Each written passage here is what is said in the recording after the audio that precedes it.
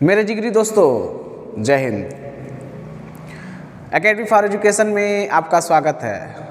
हम लगातार कुछ ऐसे मुद्दों की बातें करते आ रहे हैं जो आपको जानना चाहिए।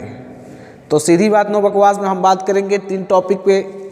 पहली जो टॉपिक होगा 18 फरवरी का दिन इतिहास में क्यों खास है, 18 फरवरी डे इन हिस्ट्री।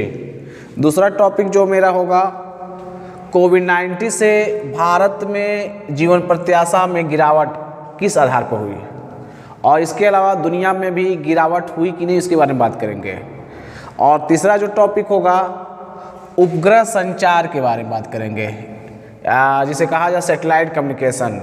और ये भी बात करेंगे कि जो टेलीविज़न में प्रसारण किया जाता है, जो टेलीविज़न का प्रसारण होता है वो किस तरंग के द्वारा किया जाता है।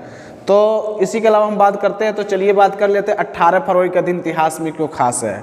तो आज ही के दिन 1486 में चैतन्य महाप्रभु, जो वैष्णव धर्म और भक्ति योग के प्रचारक और भक्ति काल के प्रमुख कवियों में से एक थे, उनका जन्म हुआ था। आज ही के दिन 1836 में रामकृष्ण परमहंस, भारत के एक महान संत, आध्यात्मिक गुरु एवं विचारक का जन्म हुआ था। आज ही के दिन 1930 में जनवरी में ली गई तस्वीरों का अध्ययन करते हुए क्लाइड टॉम्बाग ने प्लूटो की खोज की थी, जिसे लंबे समय तक हमारे सौरमंडल का 9वां ग्रह माना गया। आज ही के दिन 1943 में द्वितीय विश्व युद्ध ने नाजियों ने व्हाइट रोज आंदोलन के सदस्यों को गिरफ्तार किया था। 1954 में आज ही के दिन लॉस एंजल्स में पहले चर्च ऑफ द साइटोलॉजी की स्थापना की गई। 1894 में स्वतंत्रता सेनानी और राजनीतिज्ञ रफ़ी अहमद किदवई का जन्म हुआ। 1546 में आज ही के दिन जर्मन धर्म सुधारक मार्टिन लूथर का आज ही के दिन क्या हुआ था, निधन हुआ था। 2016 में आज ही के दिन पद्म विभूषण से सम्मानित हिंदुस्तानी शास्त्रीय गायक अब्दुल राशिद खान का निधन हुआ था। तो हमने क्या बात किया, 18 फरवरी का दिन इतिहास में क्यों खास है। चलिए दोस्तों बात कर लेते हैं करंट अफेयर्स के। और करंट अफेयर्स में बात करेंगे कोविड-19 से भारत में जीवन प्रत्याशा में कैसे गिरावट हुई। और आपको पता है कि लगातार कोविड-19 का प्रभाव था, कोरोना वायरस डिजीज़ के प्रभाव लगातार था। और इसमें भारत ही नहीं केवल दुनिया भर की जो अर्थव्यवस्था थी, यहाँ तक लाइफ एक्सपेक्टेंसी थी, वो लगातार गिरती चली गई। तो ये बात करेंगे इस आंकड़ों में कि किस देश की कितनी गिरावट हुई और सबसे ज़्यादा कहाँ पे लोग मारे गए। तो इस सरकारी आंकड़ों के बारे में बात करेंगे। तो एक्चुअल आप लोग जानते हैं क्या स्थिति थी, चाहे अपने देश की चाहे दुनिया की देश की स्थिति क्या रही होगी। तो चलिए हम आंकड़े बात करेंगे, सरकारी आंकड़ों की बात करेंगे। और चलिए बात करते हैं international institute for population studies, जिसे IIPS का full form international institute for population studies के वैज्ञानिकों ने 22 अक्टूबर 2021 को एक शोध में दावा किया कि भारत में कोविड-19 महामारी के कारण जीवन प्रत्याशा, जिसे लाइफ एक्सपेक्टेंसी कहा जाता है, इसमें 2 वर्षों की गिरावट हुई। कितने वर्षों की गिरावट हुई? 2 वर्षों की। IIPS का यह शोध BFC पब्लिक हेल्थ जर्नल में प्रकाशित हुआ।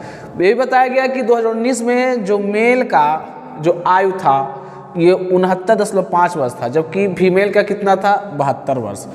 जबकि कोरोना वायरस के प्रभाव के कारण 2020 में ये 69.5 से घट करके मेल का कितना हो गया? 67.5, जबकि फीमेल का कितना हो गया? 72 से 69.8। अर्थात मेल का क्या होता है इन कंपेरिजन टू फीमेल का ज़्यादा होता है लाइफ एक्सपेक्टेंसी, जबकि मेल का क्या होता है? कम होता है।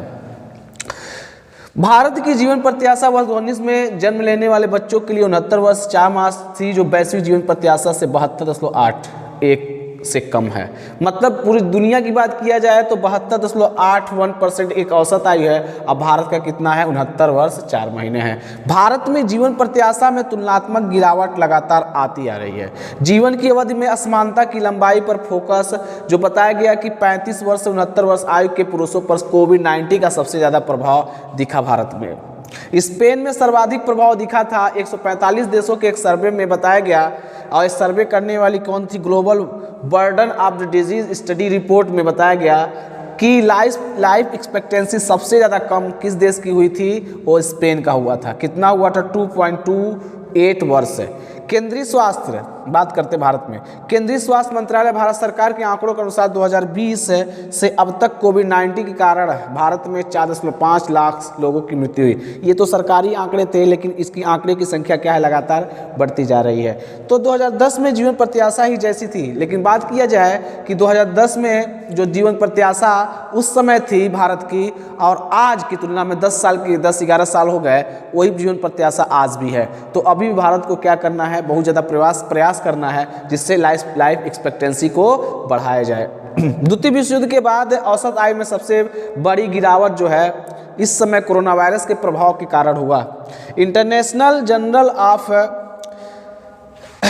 में बताया गया, एपिडेमियोलॉजी में बताया गया, प्रकाशित किया गया कि ये आंकड़े बताते हैं कि ये लगातार जो है ये क्या हो रही है, औसत आयु में गिरावट होती जा रही है। जो द्वितीय विश्व युद्ध के दौरान जो गिरावट हुई थी लाइफ एक्सपेक्टेंसी में, आज इतनी बड़ी गिरावट दूसरी बार हो रही है।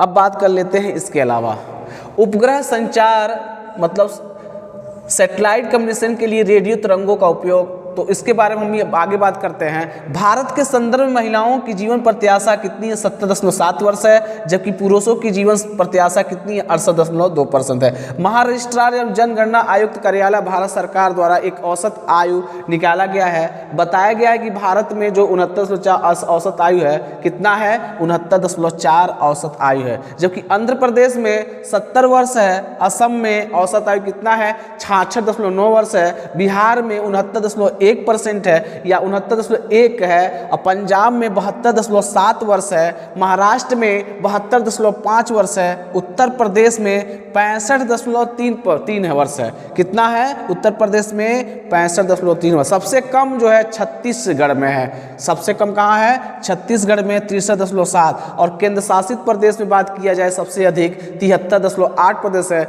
जबकि केरल में राज्यों की बात किया सबसे अधिक तो 75.3 वर्ष लाइफ एक्सपेक्टेंसी इन केरल में है। एक रिसर्च में भी दावा किया गया है कि कोविड-19 के कारण लगभग 47 लाख लोगों की मृत्यु हो चुकी है, जिसमें सबसे अधिक अमेरिका में मारे गए हैं कोविड-19, जिसमें कितने आंकड़े हैं, 7,11,000। जैसे ब्राज़ील में 5.95 लाख मारे गए हैं, जबकि भारत में 4,47,000 लोग मारे गए। तो ये आंकड़े क्या है, बस सरकारी आंकड़े हैं, इसकी संभावना और भी हो सकती है रिसर्च सर्वे के अनुसार। एक रिसर्च में 29 देशों का विश्लेषण किया गया है। IQ एयर जारी विश्व गुणवत्ता रिपोर्ट 2020 भी जारी की गई है, जो बताया गया दुनिया के 50 शहरों में भारत के 35 शहर इसमें एयर क्वालिटी इंडेक्स में शामिल किए गए हैं, जिसमें शीर्ष देश की बात की जाए, शीर्ष राज्य की बात की भारत में, तो उत्तर प्रदेश गाजियाबाद, दिल्ली और बुलंदशहर इसमें क्या किए गए हैं, शामिल किए गए हैं। तो ये दोस्तों क्या था, करंट अफेयर से संबंधित कोविड-19 के भारत में प्रभाव, जीवन प्रत्याशा, दुनिया में क्या प्रभाव चल रहा है, इसके बारे में हमने बात की है। अब हम बात कर लेते हैं कि टेलीविज़न के प्रसारण में कौन सा वेव का प्रयोग किया जाता है। तो देखिए जनरल साइंस क्वेश्चन था, तो उपग्रह संचार कहा जाता है, सैटेलाइट कम्युनिकेशन के लिए रेडियो तरंगों का प्रयोग किया जाता है। ये कैसी तरंगे होती हैं, विद्युत चुंबकीय तरंगे होती हैं। ये उपग्रह संचार प्रणाली में प्रेषित ट्रांसमीटर से रेडियो तरंगों की आकाश में प्रेषित किया जाता है तथा ये तरंगे ग्राही एंटीना पर पहुंच जाती है। इस प्रकार की तरंगे की आवृत्ति याद रखिएगा, इस प्रकार की तरंगों की आवृत्ति परास कितनी होती है, 54 मेगाहर्ट्ज से लेकर के, कितना होता है, 54 मेगाहर्ट्ज से लेकर के 50.2 गीगाहर्ट्ज तक होती है। इसका उपयोग कहाँ किया जाता है, टेलीविज़न के प्रसारण में किया जाता है। तो टेलीविज़न के प्रसारण में जो इस तरंगों की, कौन सी तरंग की प्रयोग किया जाता है, रेडियो तरंगों की प्रयोग की जाती है, जिसकी परास कितनी होती है, 54 मेगाहर्ट्ज से 4.2 गीगाहर्ट्ज तक होती है।